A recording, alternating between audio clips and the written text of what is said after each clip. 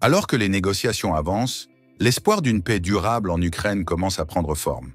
Mais derrière cette perspective de stabilité, un autre sujet monte en puissance, la reconstruction du pays. Depuis le début du conflit en 2022, la question de la relance économique s'est posée. Aujourd'hui, alors que les discussions entre les grandes puissances s'intensifient, la reconstruction de l'Ukraine ne relève plus seulement d'un enjeu humanitaire. C'est devenu le plus grand marché du siècle en Europe. Des villes éventrées, des infrastructures réduites à néant, une économie qui s'est effondrée de près de 30% en 2022. Le coût estimé de cette renaissance? Entre 500 et 750 milliards de dollars.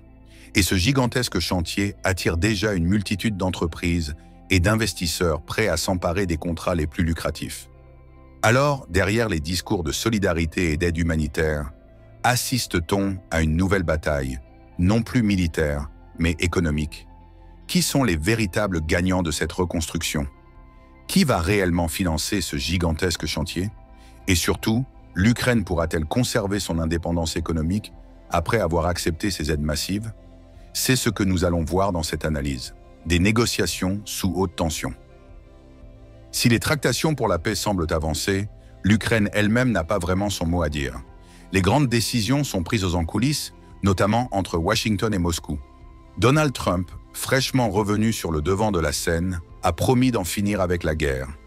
Il a même pris directement contact avec Vladimir Poutine, une démarche qui marque un tournant majeur dans le conflit.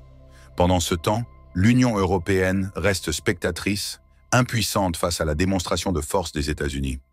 L'avenir de l'Ukraine se décide donc sans elle, un scénario qui rappelle certaines pages sombres de l'histoire diplomatique mondiale. Mais quelles seront les conditions de cette paix tant attendue? Cession de territoire. Certaines régions comme Donetsk et Louhansk pourraient être définitivement perdues. Un changement de gouvernement. Moscou exigerait le départ de Zelensky pour installer une administration plus conciliante. Un statut neutre pour l'Ukraine. Impossible d'intégrer l'OTAN avec une armée fortement réduite et sous surveillance. Ces conditions, largement favorables à la Russie, laissent entrevoir une Ukraine affaiblie, mais surtout dépendante de ceux qui financeront sa reconstruction. Et c'est là que la guerre économique commence. Une dette colossale et un appétit américain.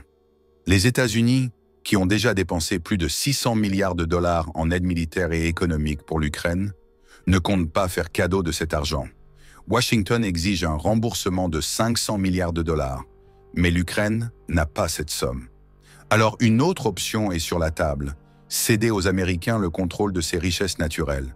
Lithium, uranium, pétrole, gaz, terres rares. L'Ukraine est un véritable trésor stratégique pour l'industrie mondiale. Trump pousse donc pour obtenir la mainmise sur la moitié des ressources minières du pays. Face au refus de Zelensky, la pression monte. Les États-Unis menacent de couper toute aide future si un accord n'est pas trouvé. De leur côté, les Européens protestent contre cette méthode brutale, mais ils pourraient bien être contraints de suivre le mouvement. En parallèle, des banques internationales, comme la Banque mondiale et le FMI, proposent des prêts. Mais ces derniers s'accompagnent de conditions strictes. Privatisation massive, ouverture du marché ukrainien aux grandes multinationales et réduction des dépenses publiques. En clair, l'Ukraine risque de se retrouver économiquement pieds et poings liés. Un défi titanesque. Que faut-il reconstruire? L'ampleur des destructions en Ukraine est vertigineuse. La Banque mondiale estime le coût des réparations à plus de 500 milliards de dollars. Mais le gouvernement ukrainien parle même de 750 milliards. Voici ce qu'il faudra reconstruire. Plus de 50 000 kilomètres de routes et 1400 ponts, des centaines d'hôpitaux, écoles et bâtiments administratifs, 60% des infrastructures énergétiques détruites, y compris 95% des centrales à charbon. Une industrie agricole à terre qui alimentait 20% de l'Europe en céréales. L'agriculture ukrainienne, autrefois florissante, a perdu près de 25% de sa production. Il faudra non seulement replanter, mais aussi moderniser l'ensemble du secteur avec des équipements de pointe. Par ailleurs, le secteur énergétique est en ruine. Le pays doit non seulement reconstruire son réseau électrique, mais aussi le moderniser en adoptant des technologies plus efficaces et plus écologiques. Et là encore, ce sont des entreprises étrangères qui risquent de s'accaparer les projets les plus lucratifs. La guerre des contrats a commencé. Derrière ces chiffres colossaux, des entreprises du monde entier se battent déjà pour obtenir leur part du gâteau. Les géants du BTP veulent les marchés des infrastructures routières et énergétiques. Les multinationales de l'énergie convoitent les ressources stratégiques du pays. Les industriels de l'armement misent sur une modernisation de l'armée ukrainienne. Les premiers contrats sont déjà en discussion. Les États-Unis, via leurs entreprises, entendent bien prendre la plus grosse part du marché, reléguant les Européens à un rôle secondaire. La Chine aussi, discrètement, surveille la situation. Elle pourrait investir massivement dans les infrastructures et l'énergie, profitant du besoin urgent de capitaux de l'Ukraine. En clair, la guerre militaire touche à sa fin, mais la guerre économique ne fait que commencer. Un nouvel Eldorado ou un piège? L'Ukraine est-elle en passe de devenir un nouvel Eldorado économique pour les multinationales? Ou est-elle condamnée à être une marionnette économique des grandes puissances? Tout dépendra des choix que fera le futur gouvernement ukrainien. Acceptera-t-il de céder ses richesses naturelles pour alléger sa dette? Ou tentera-t-il de négocier un soutien financier moins contraignant? L'avenir nous le dira.